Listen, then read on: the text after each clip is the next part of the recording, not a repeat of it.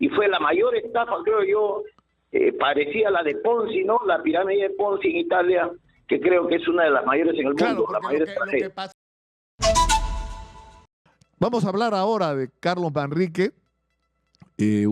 Ha fallecido el fundador de CLAE, que en un momento desató una especie de locura, y estamos comunicados con Ciro Silva, que en su momento fue presidente de la Unión Nacional de Claístas, es decir, él encabezó el movimiento de las víctimas de Carlos Manrique. Ciro, muy buenos días. Muy buenos días, Nicolás, un gusto saludarte. Sería bueno, Ciro, recordar primero qué fue CLAE, ¿no es cierto? ¿Qué significó CLAE en su momento?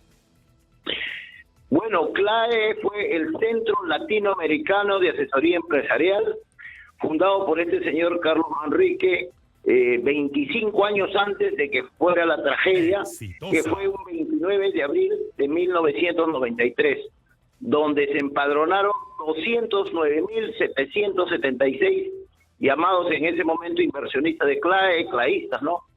Y bueno, en una colusión, diría yo, con malas autoridades del gobierno de turno, prácticamente liquidaron esta que era una de las empresas que cayó producto también de la implantación del modelo neoliberal, que en ese momento, acuérdate, se destruyeron cooperativas, mutuales, prácticamente hubo reordenamiento del sistema bancario a favor de las AFP. Eso fue CLAE y fue la mayor estafa, creo yo, parecía a la de Ponzi, ¿no? La pirámide de Ponzi en Italia, que creo que es una de las mayores en el mundo. La mayor lo que pasaba es que tú ponías tu plata en CLAE y te pagaban unas tasas de interés, pero alucinantes, ¿no? Y los intereses, ¿a cuánto podía llegar la tasa de interés? Si tú ponías 1.000 soles en CLAE, ¿cuándo te daban de intereses?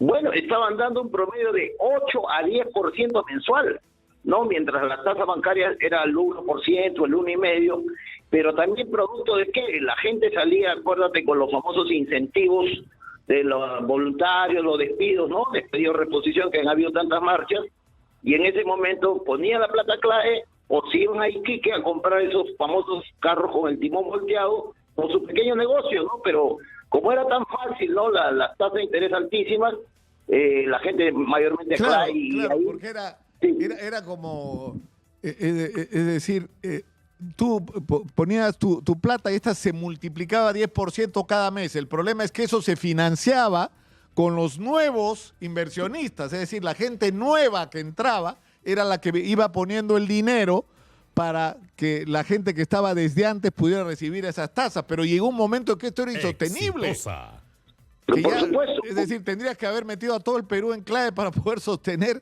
y claramente no tenían un encaje, no tenían un respaldo. Si en algún momento, como ocurrió, los inversionistas volteaban y decían, devuélvame mi plata, no podían devolvérsela porque no la tenían.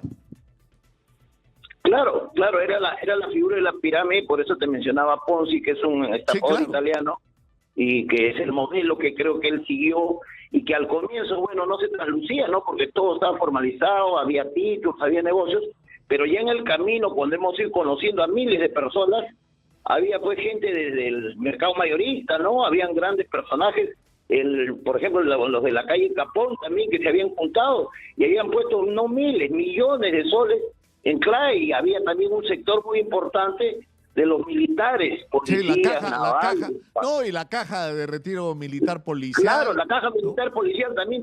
Ahora, ellos sí recuperaron, yo me acuerdo, tú te acuerdas, Ciro, ¿no? Éramos más jóvenes, pero yo me acuerdo que hacían hasta marchas con mi cara, ¿te acuerdas? Porque yo decía, es una estafa, y la gente decía, no, porque no querían que de la ilusión. O sea, como que le estábamos pinchando el globo de la ilusión que estaban viviendo, hasta que la cosa reventó y se dieron cuenta de que realmente los habían estafado. Pero ya era demasiado tarde porque su plata ya no estaba. No había cómo recuperarla. Así es, y también hay que, lo que tú dices es totalmente cierto. Al comienzo era una gran ilusión porque todo el mundo quería recuperar su dinero, y después ya se fue descubriendo en los procesos judiciales. También hubieron juntas liquidadoras, lamentablemente, que se desapareció mucho dinero. Para el momento de la cobranza fabricaban letras para recuperar dinero, y estaban los más altos políticos, ¿no?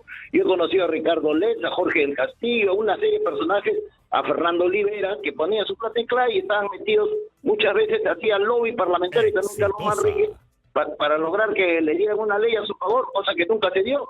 El que habla tuvo que viajar, termino, Lucas, el que habla tuvo que viajar hasta la Comisión Interamericana de Derechos Humanos, presentar el caso con mi dinero a Washington para ver qué se podía hacer y lamentablemente después era una estafa, no le dieron pase, así es. Claro, fue tremendo además cuando se descubrió que esto era una gran estafa y la gente que voltea y dice quiero mi plata ya no había porque Carlos Manrique se la había birlado por un lado y por el otro lado porque le habían devuelto la plata a los grandazos, a los poderosos, ¿no es cierto? Y hubo 200.000 personas desgraciadas simplemente. Hubo, me acuerdo, suicidio, me acuerdo un caso dramático en Huaycán, un señor que me llamó para pedirme que lo ayude a vender un riñón, porque toda la plata que tenía la había perdido en CLAI y no tenían para comer.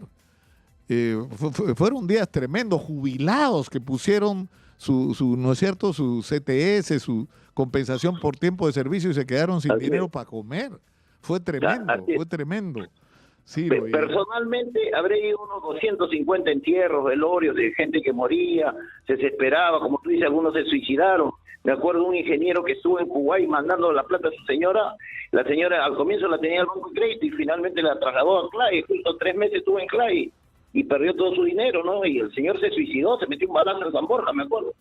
Tremendo. Ciro, muchas gracias por atendernos esta mañana y recordar lo que fue esta experiencia. Por eso fue famoso Carlos Manrique, ¿no? Muchas gracias por estafar.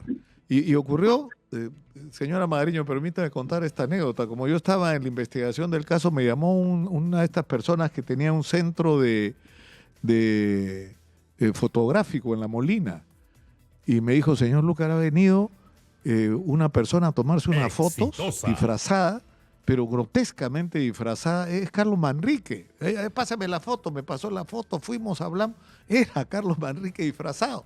Pero, denunciamos este asunto, era muy tarde, ya había salido, porque con esa foto que se tomó en ese estudio de la Molina, sacó un pasaporte falsificado y se mandó mudar a los Estados Unidos. Pero gracias a esa foto se le pudo identificar y finalmente capturar y traer de regreso al Perú, ¿no?